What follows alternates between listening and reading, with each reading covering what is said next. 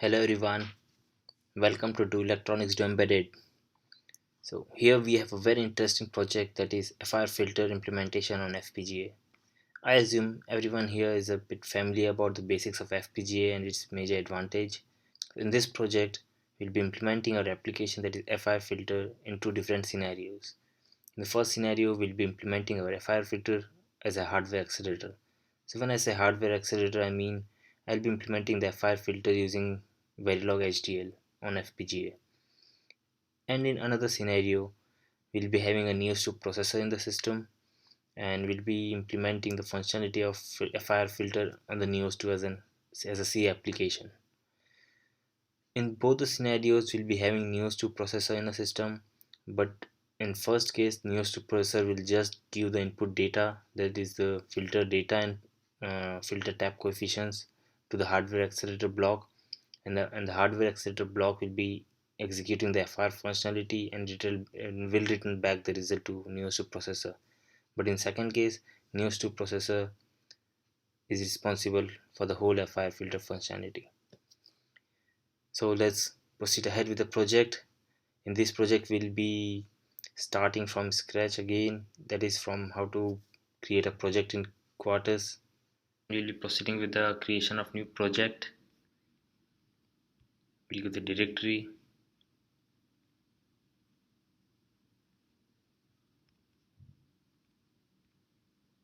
This demo hardware.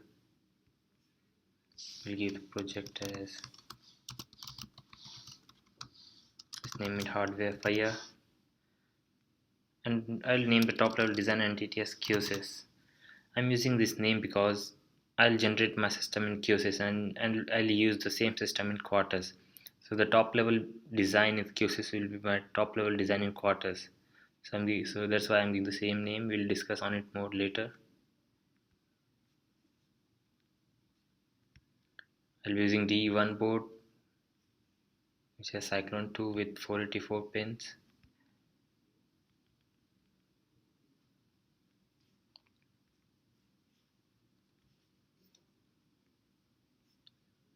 And if required, we'll use the model sim for simulation. The project is created. Now let's go to Qsys.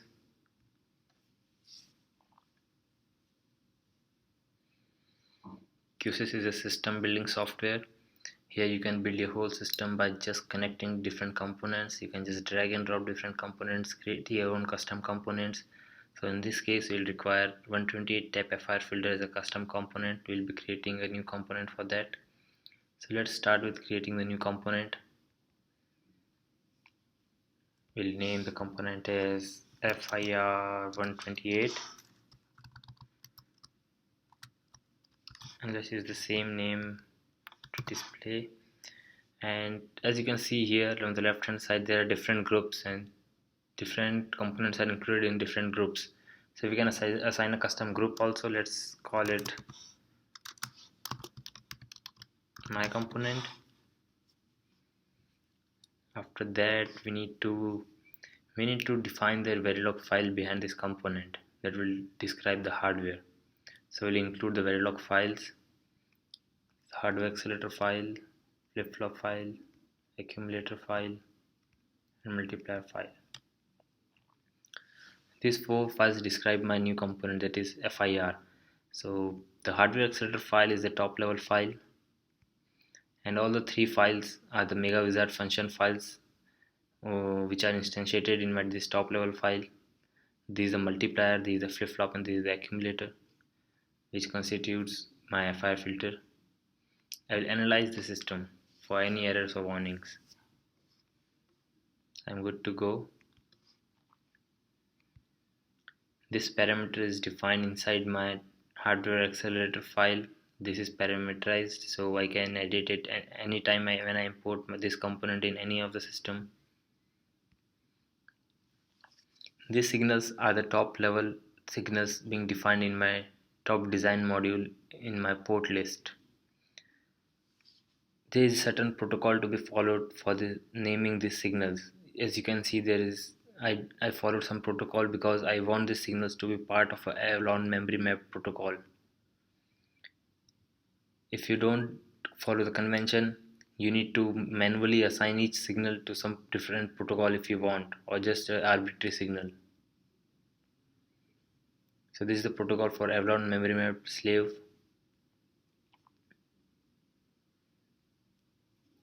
So these are the total interfaces available on my custom component. This is the reset pin, and we need to synchronize it with the clock. This is the clock pin, and this is the Avalon memory mapped slave interface, and we need to give the reset signal to it.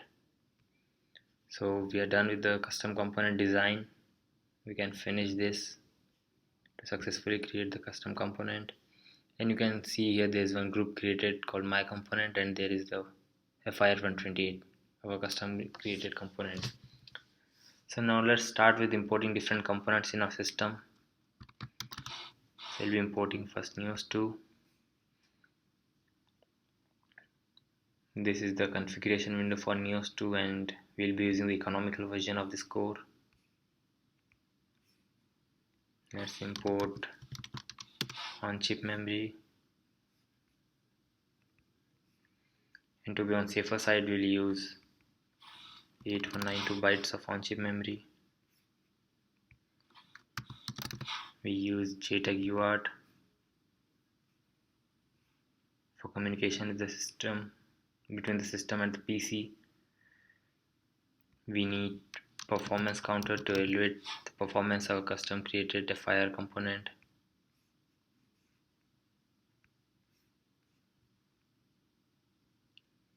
And apart from this, we need FIR 128 filter that we just designed.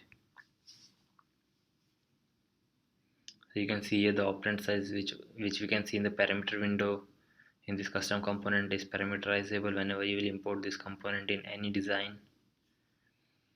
Now let's supply the clock and reset to every module, every component. Let's give clock to Nios II, to on-chip memory, to JTAG, to performance counter, and to FIR. Let's give the reset to on-chip memory, Nios, performance counter, JTAG, and FIR. Now we have two ports on the Nios II processor. One is the data master and another is instruction master. Instruction master is always given to the memory from where the instructions are fetched, and data master is given to all of the blocks for the data communication. Let's assign the interrupt pins. You guys can see there are a lot of errors downside. This is because we have not assigned base address to any of the component. Let's assign base address. So we are left with two errors, and these are because we have not assigned the interrupt and reset vector of the Nios II processor. So we need to assign the reset vector to the on-chip memory and the exception vector also to the on-chip memory. These options are visible only after you connect all the system. So we have created our system in Qsys. Let's save the system. We'll name as proj Qsys hardware FIR. If you guys remember, we gave the same name to the top level design entity while creating the project in Quartus, because the top model will be the same in both the Qsys and the Quartus. So this top design entity has to be same. And let's generate the system to get the Verilog files behind our system. After getting the Verilog files, we need to import those Verilog files in our Quartus project, and there is also one .qip file being generated by Qsys. So you have option, you can either import the .qip file alone into your Quartus project, or you can import all the Verilog files for whole system into your Quartus project. So we'll be proceeding with importing just one single file, that is .qip file, in our Quartus project. So this Qsys generation is completed successfully. Let's come to Quartus. Let's import the .qip file as discussed. So this is the folder created by Qsys. You can see this is the top level Verilog file being generated by Qsys, and these are all the submodules. So if you want to import all the Verilog files, you need to import all these files and also this one into your Quartus project, or otherwise You can import just one single file, that is QIP file. It is this one, so we'll import the QIP file. So here you can see QIP is imported. Now we need to go to assignment editor to assign the pin for the clock. We are assigning the pin for only clock because all our components are built into the FPGA. None of them will be using the IO pins of the FPGA, so we don't need to assign this pin to anything like Nios II, on-chip, JTAG, performance counter, FIR, all are built into the FPGA without using the FPGA IO pins.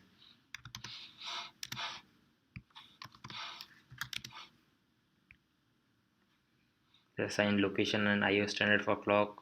For this particular DE1 board, the location of the clock is pin L1, and we use the 3.3 volt LVTTL standard for the IO standard. Let's save our assignment editor, and we are good to compile our Quartus project.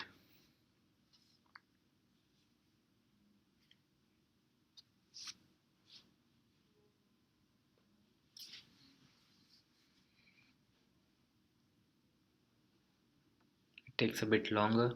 By the time we can create a project in Nios II.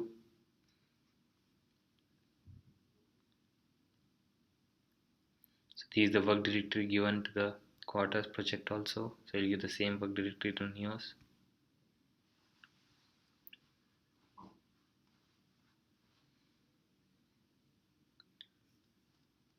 So you can delete all the previous files or folders being included in the Nios.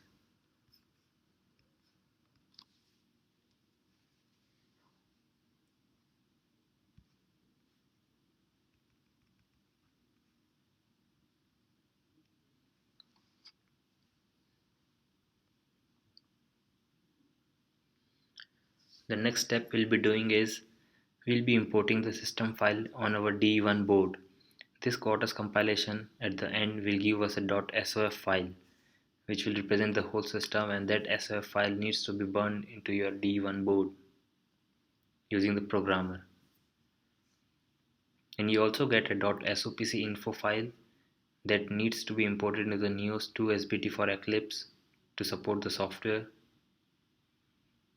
And after burning the .sof file into the DE1 board, while opening Nios II, we'll import the .sopc info file into the Nios II to support the software programming, and there we'll be writing a C code to be burnt into our Nios II processor.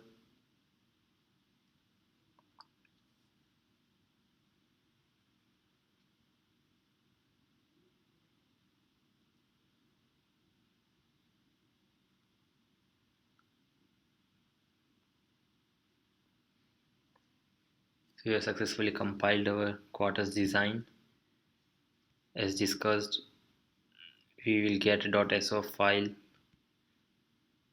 So this is the .sof file created by Quartus. We will be exporting this file to the board. Let's go to programmer.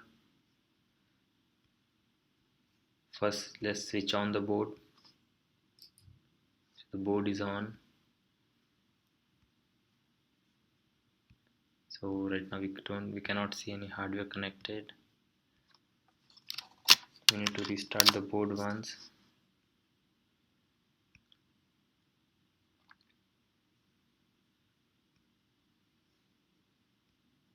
Now you can see the USB blaster cable. We'll import our .sof file.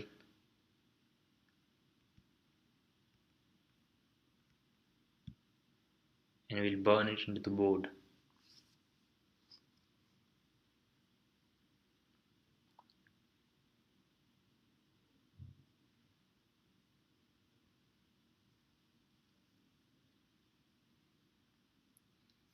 We have successfully done that.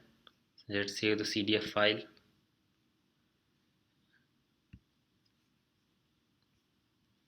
Now the system is built into the FPGA chip. So the system includes the Nios II processor, the on-chip memory, JTAG UART, performance counter, and FIR. And now to work the system successfully, we need to program the Nios II processor for this specific functionality. For our project, the Nios II processor will be giving inputs to the FIR, and we'll read back the final answer of the FIR. So let's start with creating a project in Nios II.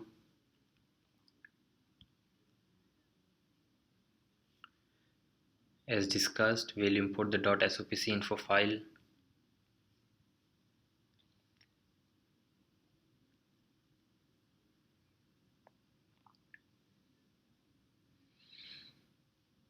We'll name the project as project Nios Hardware FIR. We'll check the directory. This directory should be the same. This should be included in the same workspace. And here's the template. So there's one hello world template and there is one hello world small template. So as we are using the on-chip memory which has a limited size, for that we'll be using the hello world small template because it loads limited library which occupies less space in the board.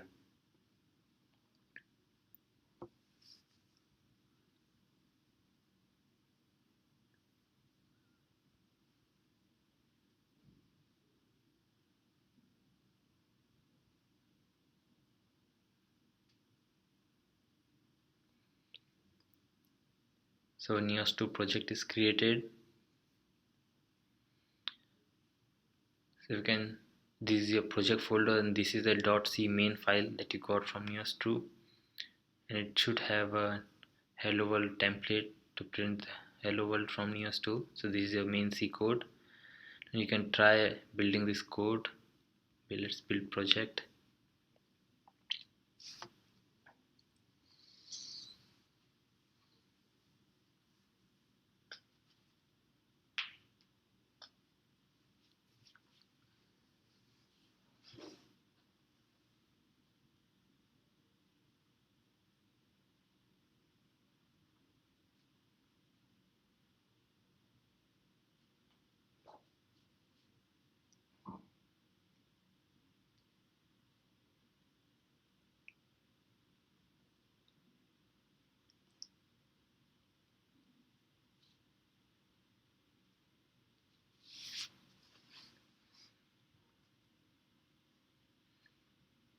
So the project is successfully built. Now to check the proper connection between your system and the PC, you can just try running this project as run as Nios II hardware. So it will run this code on the FPGA board which already contains this Nios II processor and other peripherals.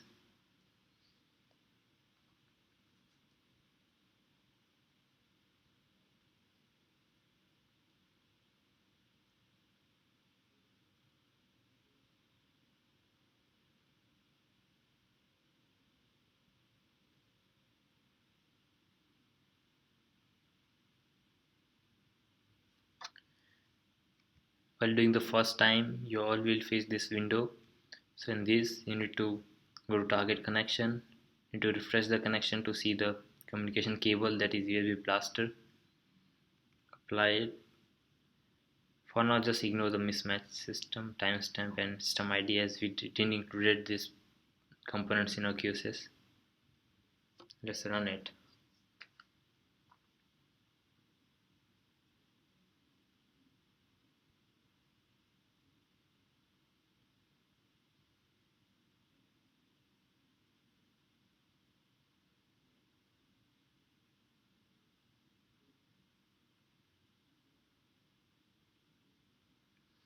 So you all guys can see we got the hello from Nios II on the Nios II console. So this is being sent by the Nios II processor on FPGA board. Now our task is to program the Nios II to send the input values to the already implemented hardware FIR and to read back the final answer, and also to evaluate the performance. So for that I have a C code. We'll just copy that C code here.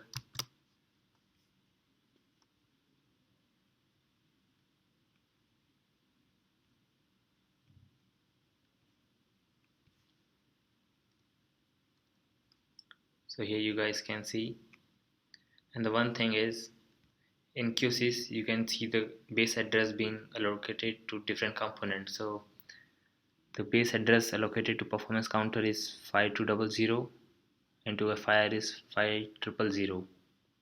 So let's give the same address in our C code.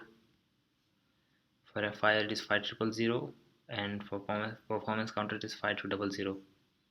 It's good. So here are the input values and coefficients for FIR, and this three line represents the start of the performance counter. And now I am sending one by one the value and coefficients. This X is the input value, Y is the coefficient. So I am sending value, coefficient, value, coefficient, value, coefficient, value, coefficient serially on the same data path of the Avalon memory mapped slave interface. Finally, I am reading back the value, I am printing the value, and I am stopping my performance counter, and I am displaying the number of cycles being consumed by the performance counter. So this code is all good to go. Let's run this code as Nios II hardware, which is the final step of our project.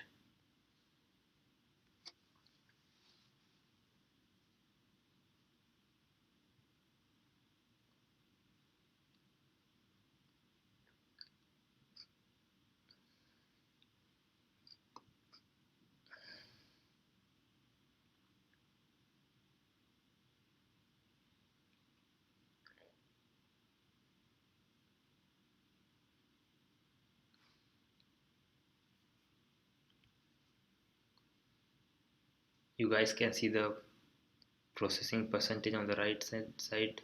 This is the 9% completed till now.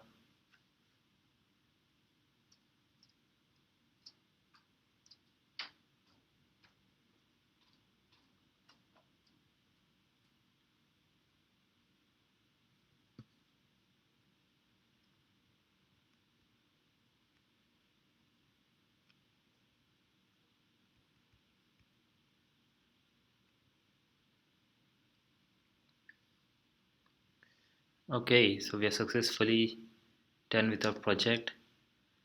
The output of the FIR filter is -34 and the number of cycles consumed during this FIR calculation is 19402, that is 19,402.